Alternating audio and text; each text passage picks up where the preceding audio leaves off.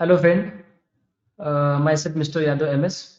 In the previous session, we have already discussed about the basic concept of engineering graphics. And in this session, we are going to discuss about the sheet number 1. Last session मध्ये आपण engineering graphics मध्ये जे काही basic गोष्टी लागतात त्याचे लाईनचे प्रकार असतील, लाईन कशा काढायच्या, थिक लाईन, जे काही बेसिक कन्सेप्ट आपल्याला डायग्राम काढण्यासाठी एखादी कन्सेप्ट ड्रॉ करण्यासाठी लागतात ते आपण प्रिव्हियस सेशनला बघितलेलं आहे. या सेशनला आपण काय करणार आहोत, डिप्लोमा फर्स्ट इयर साठी जे सीट्स आहेत ते सीट ड्रॉ करण्याचा प्रयत्न करणार आहोत. बघा इथं मी सीट प्रोव्हाइड केलेलं आहे. इथं बघा शीट नंबर 1. या सीट नंबर 1 मध्ये आपल्याला 3 प्रॉब्लेम ड्रॉ करायचे आहेत.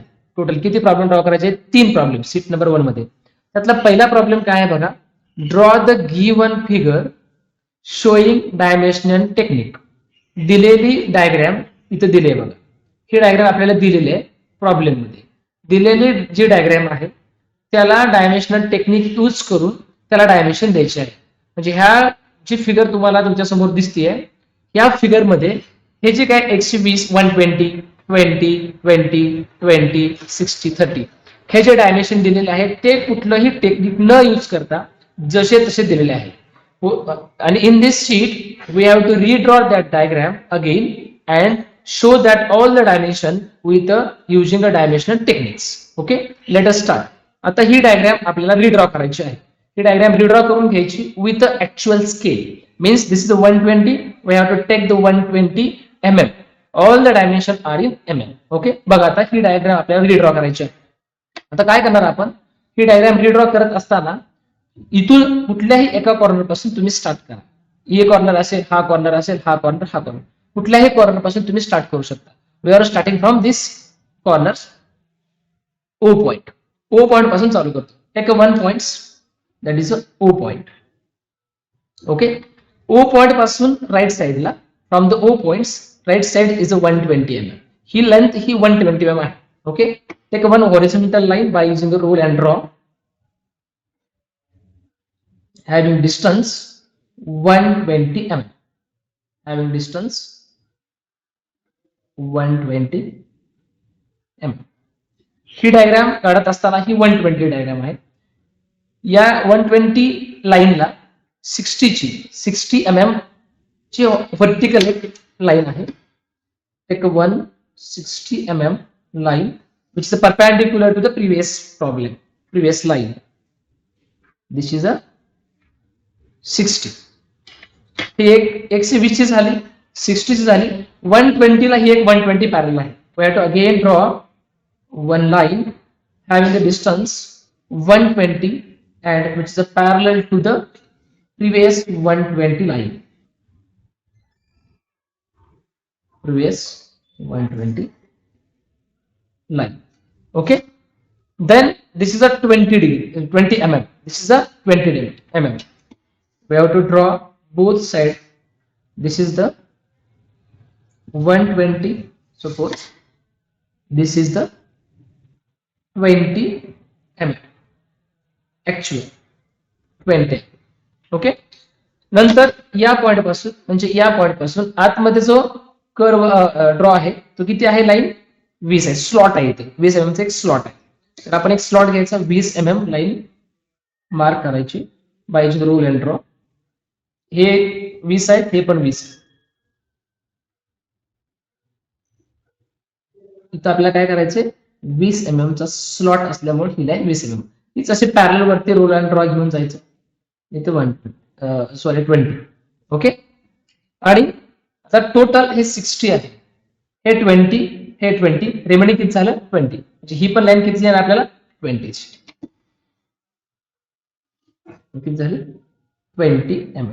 ओके, आता बघा आपल्याला एक पॉइंट राहिला, याच्यामध्ये सर्कल ड्रॉ करायचे. सर्कलचा सेंटर जो आहे, सर्कलचा सेंटर तो आपल्याला फाइंड करायचा, तो कुठं असेल एक्झॅक्टली. तर सेंटर ही 30 दिलाय, हे किती आहे 30 म्हणजे या 60 चा निम्मा म्हणजे हाफ, आणि या साईडला 120 चा सेंटर म्हणजे 60.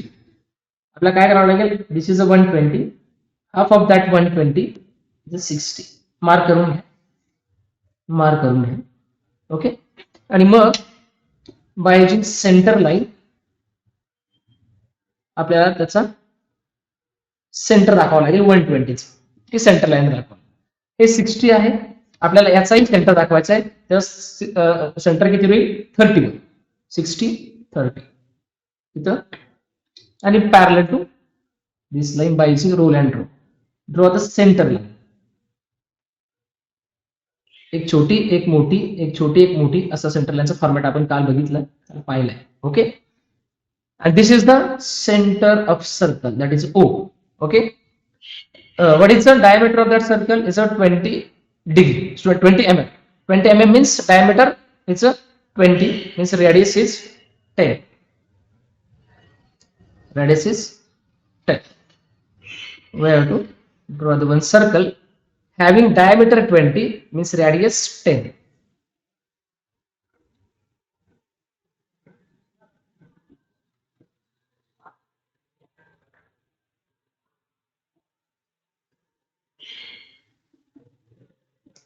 ओके, बघा या डायग्राम मध्ये आपण व्यवस्थित बघितलं असेल तर दिलेली डायग्राम बाय युजिंग डायमेन्शन आपण रिड्रॉ केली.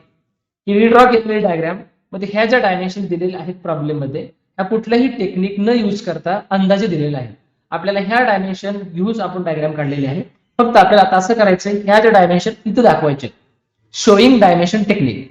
दिलेली डायग्राम जे आहे त्याच्यामध्ये ज्या डायमेन्शन द्यायचे ते डायमेन्शन टेक्निक यूज करून द्यायचे आहेत. बघा आता we have to try to showing that is 120 mm. हे 120 कसं दाखवायचं बघा. हे 120 म्हणजे इथून इथपर्यंत 120 अंतर. काय करायचं, first of all to draw the extension line. Extension line कसं काढतोय बघा, मी डायमेन्शन पासून थोडं अंतर ठेवायचं, डायमेन्शन लाईन पासून जस्ट 1 to 2 mm आणि एक एक्सटेन्शन लाईन काढून घ्यायची. Okay, this is known as extension line. Again this is the extension line. ह्या दोन काय झाल्या, एक्सटेन्शन लाईन झाल्या. या दोन एक्सटेन्शन लाईनच्या मध्ये काय असतं, डायमेन्शन लाईन. बघा कसे काढतोय मी, त्याला पॅरलल रोल अँड ड्रॉ पकडायचं आणि थोडं खाली यायचं. in between that two extension line we have to draw which is a parallel to that line is known as a dimension line. बघ, ह्या दोन एक्सटेन्शन लाईन आपण कशा काढल्या, अशी एक लाईन छोटी काढली, नंतर असं पॅरलल आलो आपण, इथे एक लाईन काढली. ह्या दोन एक्सटेन्शन लाईनच्या मध्ये पॅरलल टू डायमेन्शन लाईन ला आपण हे dimension line parallel to dimension line काढली. हे आली. आता हे झाले लाईन. आता डायमेन्शन लाईनला दोन्ही साईडला एरो असतात. Two sides both side as arrow head, आणि ते फिल करायचे. हे दोन एरो फिल करायचे. हे झाले डायमेन्शन लाईन, हे झाले एरो हेड बोथ साइड्स, आणि ह्या एरो हेडला जो एंड आहे ते झाला extension line. Extension line, arrow head आणि डायमेन्शन लाईन. हे डायमेन्शन कितीच आहे ऍक्च्युअली, तुम्ही जर मेजर केलं तरी तुम्हाला दिसेल की 120 mm. दिले किती, 110. We have to put up that 120 mm above the dimension line. Above the dimension line, 120. 120 at a center. हे वरती पुटअप करायचं 120 mm, आणि हे किती, ह्या अंदाजे approximately in at a centre of that dimension line. हे झालं 120. ओके, आता हे किती आहे आपलं, 60 आहे. Again to draw the extension line, one extension line, another extension line. Okay, parallel to these components we have to draw the one dimension line. Okay, we have to put up both sides arrowhead with field. Okay, and what is dimension of that line is a 60. We have to put up the 60 at a center. At a centre. त्या लाईनच्या put up वरती करायचं, किती आहे, 60 approximately centre. Okay, 120 put up झालं आपलं, 60 put up झालंय. आता आपल्याला काय करायचं, हे 20.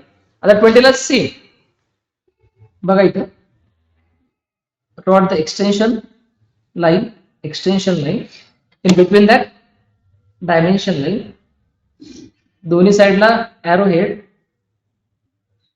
आणि हे किती आहे, 20.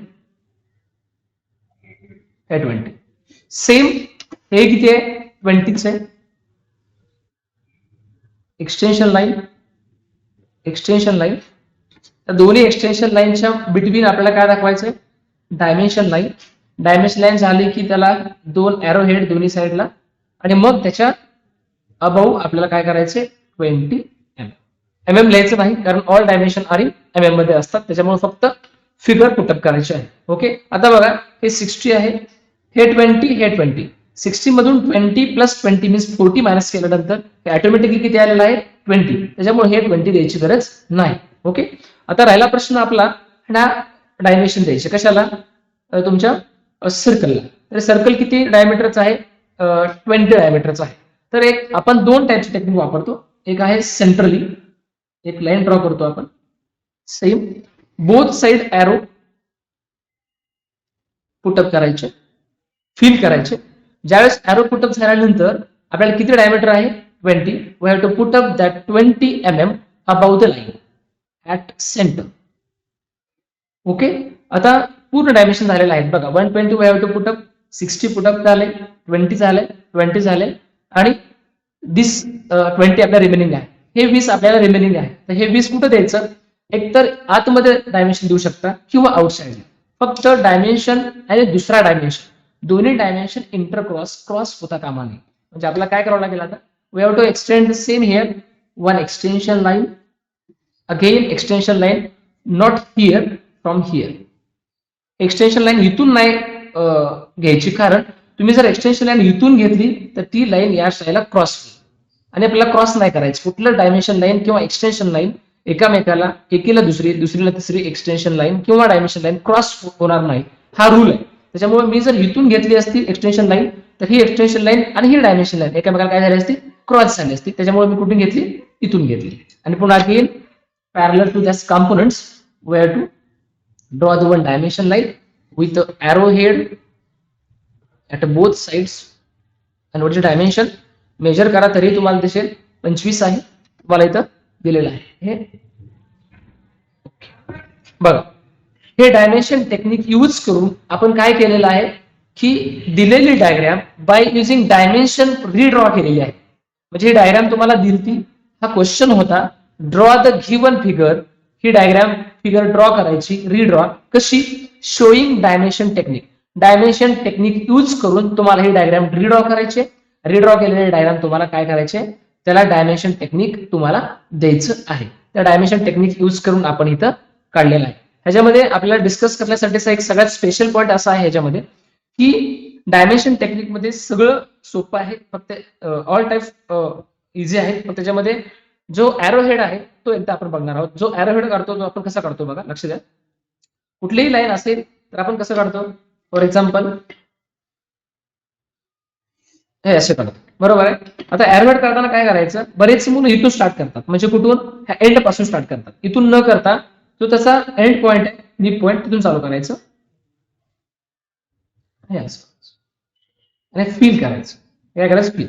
स्टार्टिंग या पॉइंट पासून नाही करायचं, हाईट पासून, या पॉइंट पासून करायचं. स्टार्टिंग पॉइंट कुठं असलं तुमचा, हा स्टार्टिंग पॉइंट असेल तुमचा, बरोबर आहे. इकडे स्टार्टिंग पॉइंट इथं असेल, असं बेसला घ्यायचं. ओके, हे झालं तुमचं एरोहेड. म्हणजे एरोहेड तुम्हाला स्पेशली असं निघालं पाहिजे, बरोबर. एरोहेडचं काल सांगितल्याप्रमाणे ही एरोहेडची हाईट झाली, आणि हे एरोहेडचं काय झालं, लेंथ झालं. Approximately length is 3 times more than height. He length he height पेक्षा 3 पटीनं जास्त असते अप्रोक्सिमेटली. ओके, हे अशा प्रकारे आपलं हे शीट नंबर 1 कंप्लीट झालेलं आहे. आता हे झाल्यानंतर आपण काय करणार आहोत, शीट नंबर 2 पाहणार आहोत. हे झालं शीट नंबर 1. हे आयास जे डायग्राम मध्ये जसं मी दाखवलं त्याप्रमाणे तुम्हाला हे रिड्रॉ करायचं आहे. आणि शीट नंबर 1 मधला पहिला प्रॉब्लेम हा आपला कंप्लीट झालेला आहे. नेक्स्ट सेशन मध्ये आपण शीट नंबर 1 चा सेकंड प्रॉब्लेम पाहणार आहोत. Okay, thank you.